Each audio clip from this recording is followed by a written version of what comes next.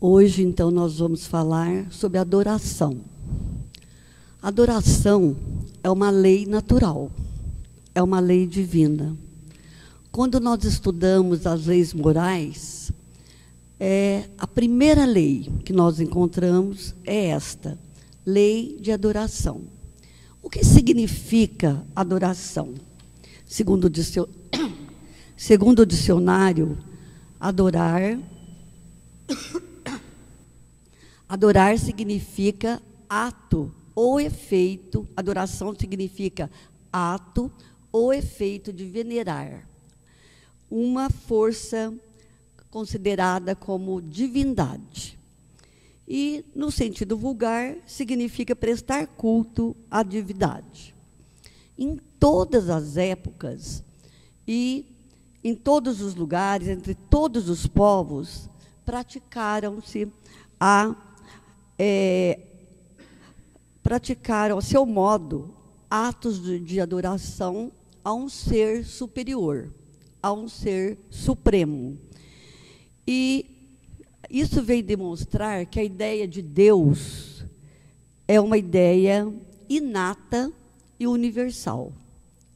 Quer dizer, sempre existiu.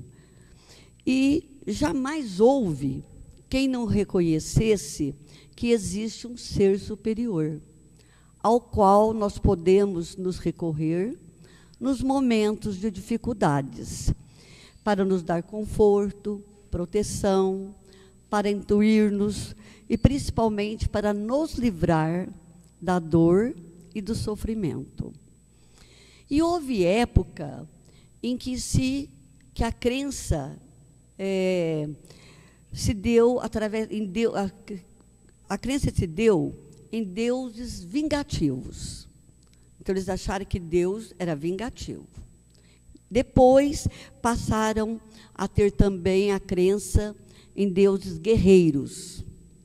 Depois, a deuses também, e também não fomos uma coisa estanque. Havia deuses guerreiros, haviam também deuses vingativos. Deuses que necessitavam de cultos exteriores. Deuses em forma de animais ferozes. E também deuses que eram representados pela força da natureza. Isto houve, e ainda até existem ainda em alguns lugares, entre alguns povos. E nessa época, então, o conceito de Deus era muito amplo, ele era generalizado. Por quê? Ele se dava como uma qualidade genérica. Quer dizer, todo ser que era, vamos dizer assim, que tinha um poder diferente do ser humano, era um Deus. Era considerado como um Deus. Mas esse tipo de adoração foi evoluindo. Porque nós sabemos que nós vivemos uma constante lei também, que é a lei do progresso, outra lei natural. E foi havendo esse progresso, né, acompanhando o progresso evolutivo do homem, que aperfeiçoou-se intelectualmente, moralmente, e com este aperfeiçoamento ele foi tendo uma ideia diferente sobre Deus e como adorá-lo. E aí, o monoteísmo, quer dizer, a crença em um só Deus, passou, depois de muito tempo, né, de politeísmo, passou-se a ter o monoteísmo, a crença num Deus só. Para quê? Porque ele percebeu que todas as outras coisas faziam parte de um processo natural, mas que não era um ser superior. Aí começou a se entender um Deus único e verdadeiro. E com esse monoteísmo, o que se acreditou? Que o homem iria mudar. Acreditou-se quando o homem, então, agora, crendo em um só Deus, ele teria uma postura diferente. Ele, pelo menos, ele iria amar e respeitar-se mutuamente. Mas isso não aconteceu. Mesmo com esse progresso que foi muito grande, não aconteceu isso que era previsto. Porque eles acreditavam assim, que iria mudar essa concepção. Por quê? Porque agora iria ser só uma maneira diferente de cultuar a Deus, mas seria um Deus só, né? Mas por que que isso não aconteceu? Porque os próprios cristãos, séculos após séculos, eles, constatando com os ensinamentos de Jesus, empolgados pelo fanatismo, e da pior espécie, eles trucidaram e ainda trucidam milhares e milhares de homens que eles consideram hereges e infiéis. Nós temos hoje ainda, né? Quantos povos ainda lutam em nome da glória e em nome de Deus? Então, o homem ainda está, dentro de nós ainda existe um politeísmo. Embora nós eu acredito num Deus único e verdadeiro, mas nós não o amamos como se fosse um Deus único e verdadeiro. Nós colocamos a nossa adoração dependendo do nosso ponto de vista e daquilo que queremos. E é onde existem essas guerras em nome da honra e glória de Deus. Já melhorou muito? Já. E esse sectarismo começa a se derruir e que constitui um prenúncio de melhores dias. Nós sabemos que nós estamos a caminho para um mundo de regeneração, onde não haverá esse tipo de adoração, né? Mas isso ainda vai demorar um pouco para a gente chegar lá. E com o advento da doutrina espírita, melhorou muito essa concepção de Deus. A doutrina espírita veio abrir um novo leque, uma nova visão do mundo, principalmente quando ele fala-se da continuação da vida, né? Baseado nos seus princípios, o Espiritismo abriu um véu, baixou esse véu que existia entre os homens e está fazendo o homem chegar a uma conclusão. Todos nós somos de origem divina. Todos nós fazemos parte de uma grande família e de só uma grande família, né? Mas, então, agora então falamos assim, então com o Espiritismo não há mais idolatria? Nós não temos essa adoração desnecessária? Temos. E por que falar da lei de adoração numa reunião, num estudo, onde se estuda a mediunidade? Por que estamos falando em adoração? Por quê?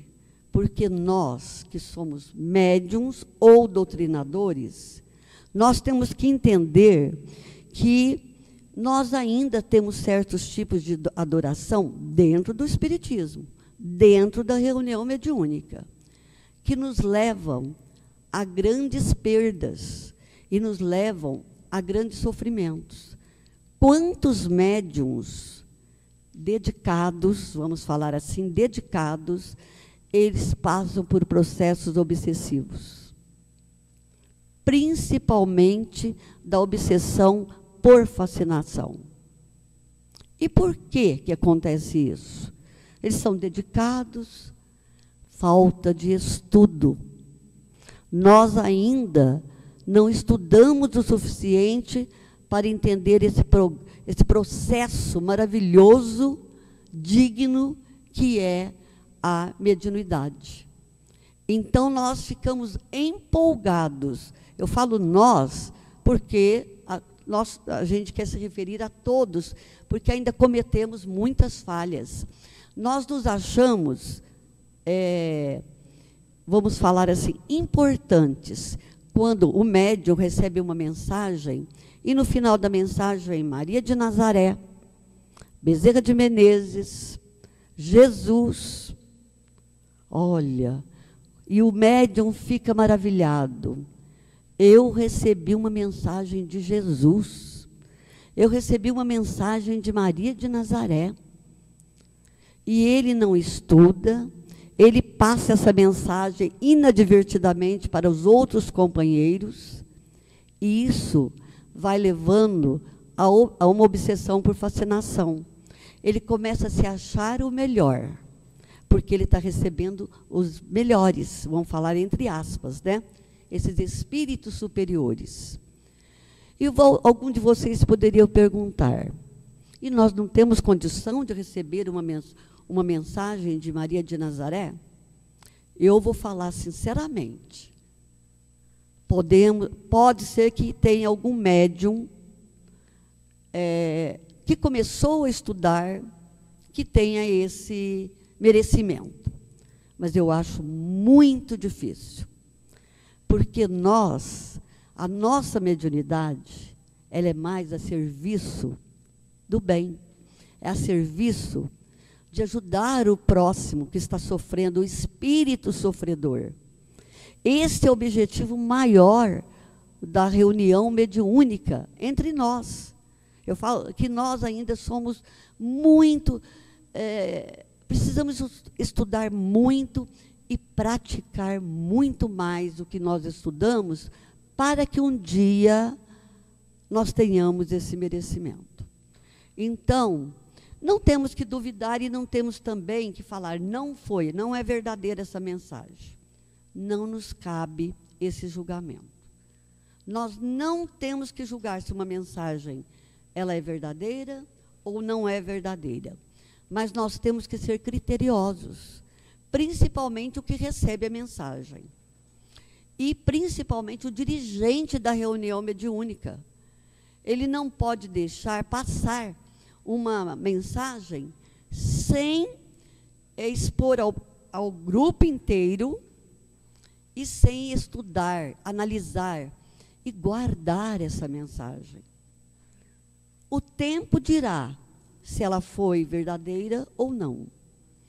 E o mais importante, se ela trouxe conhecimento para nós, se ela trouxe coisas boas que vai nos elevar e que nos vai levar ao crescimento, não importa que o espírito se identificou usando um nome que não é dele.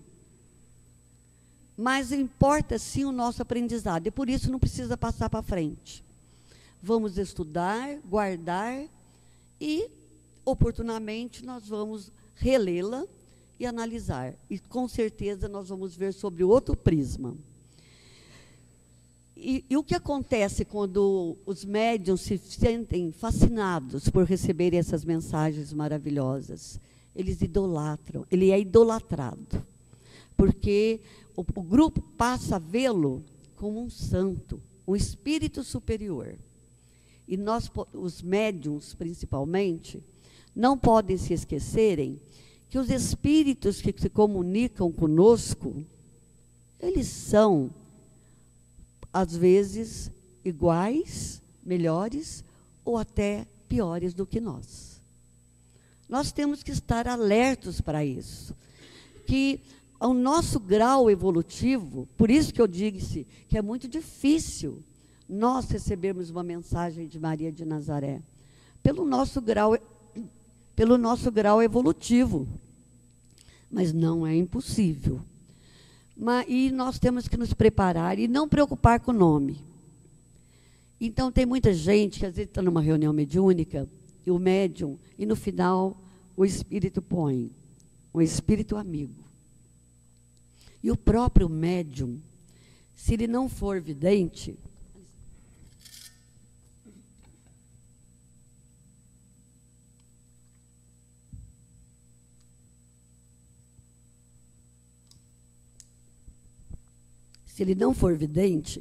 ele vai falar, ai, mas eu queria saber quem é esse espírito.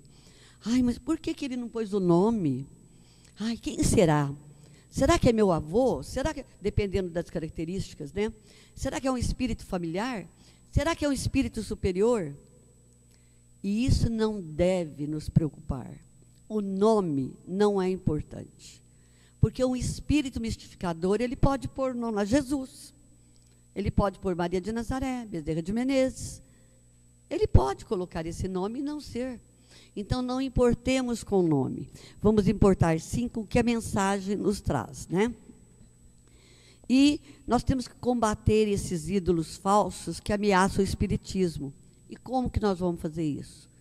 Estudando, nos esforçando e trabalhando em favor do nosso irmão, do nosso próximo, com sinceridade. Emmanuel nos fala que os ambientes religiosos não perceberam ainda a extensão do conceito de idolatria. E pensam apenas que idolatria é você, por exemplo, vamos dar um exemplo, não criticando, mas para a gente entender melhor. Muitos espíritas acham que idolatria é quando o católico fica diante de uma imagem de pedra orando.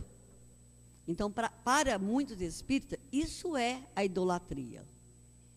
O culto, né? Esse tipo de culto. Mas esse aí, Emmanuel nos fala que é a face mais singela do problema. É uma coisa simples, porque o católico, quando ele fica diante de uma imagem, para ele tem um valor.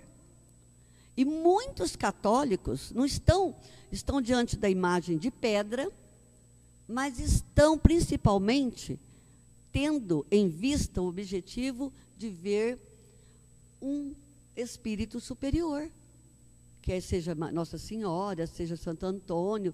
Eles estão vendo isso como um espírito superior, um espírito de luz. E eles ficam diante para ter algo na memória. Mas não é esse tipo de idolatria, não é o mais sério.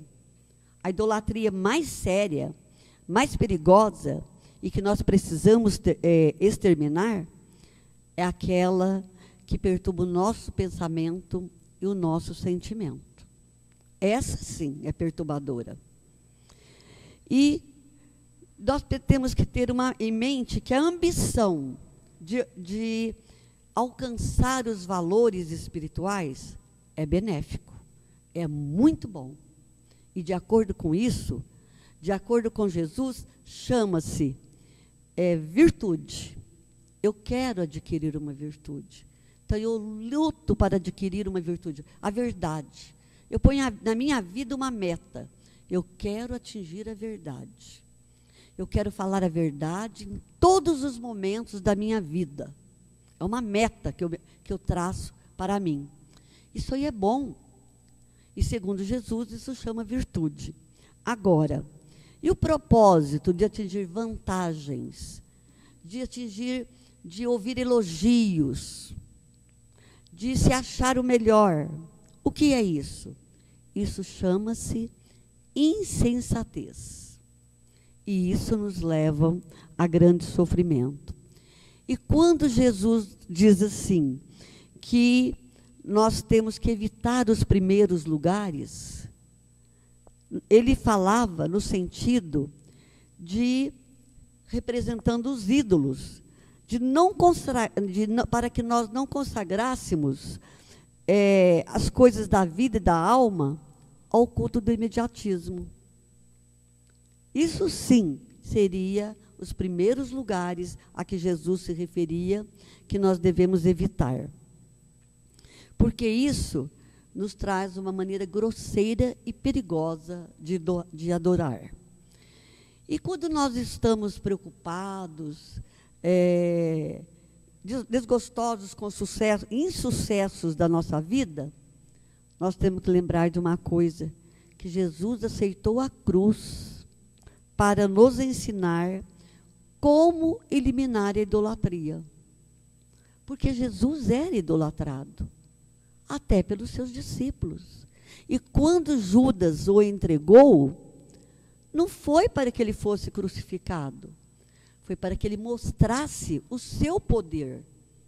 Porque Judas sabia que Jesus tinha poder e que ele poderia se livrar da crucificação. E Judas queria que todo mundo conhecesse, que todas as pessoas conhecessem o poder de Jesus. Então, por isso ele o entregou, para que o mundo conhecesse. E Jesus deixou-se crucificar para eliminar a idolatria mantida em nosso caminho por nós mesmos. Nós também nos idolatramos, e o que faz com que nós cerceemos os nossos caminhos. Então, se Deus é amor, se Deus nos dá todas as possibilidades de amá-lo em espírito e verdade, é assim que nós devemos fazer. E como é que nós vamos fazer isso? Como que nós vamos adorar a Deus em espírito e verdade? Cumprindo com a lei básica. Amai uns aos outros. Fazer aos outros o que queres que os outros vos façam. Essa é a regra régia e a regra básica para o nosso encontro com a verdade. E se a adoração de Deus se faz através do amor ao semelhante, como já dissemos, não precisamos de publicidade. Não precisamos e não devemos nos preocupar com a publicidade num processo de autopromoção, provocada pelo orgulho e pela vaidade, né? E muitas vezes a gente fala assim, nossa, mas aquela pessoa vive uma vida contemplativa.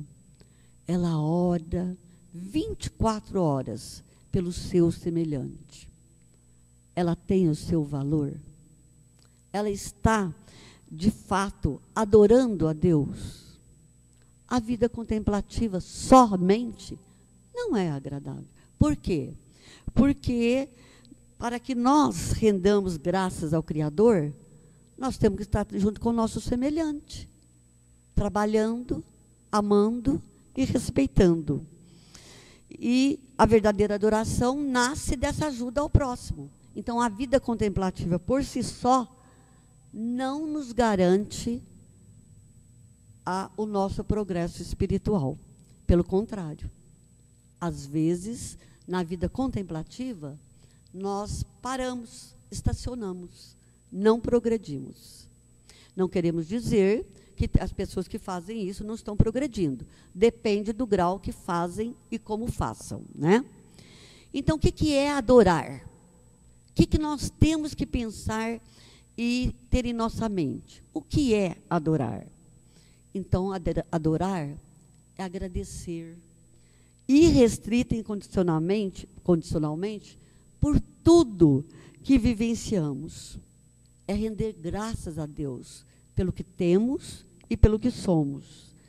E qual é uma maneira de adorar a Deus e que é agradável a Deus?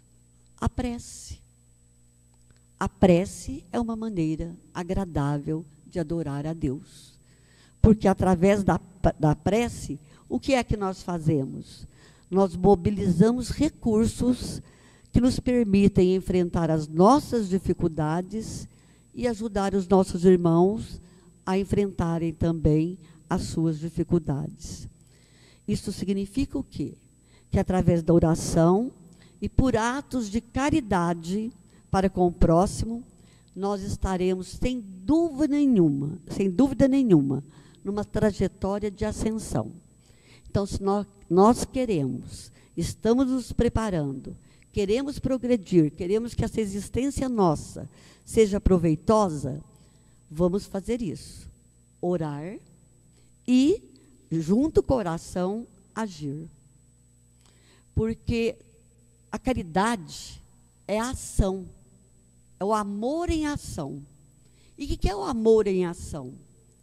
É o movimento das mãos, da mente e do coração.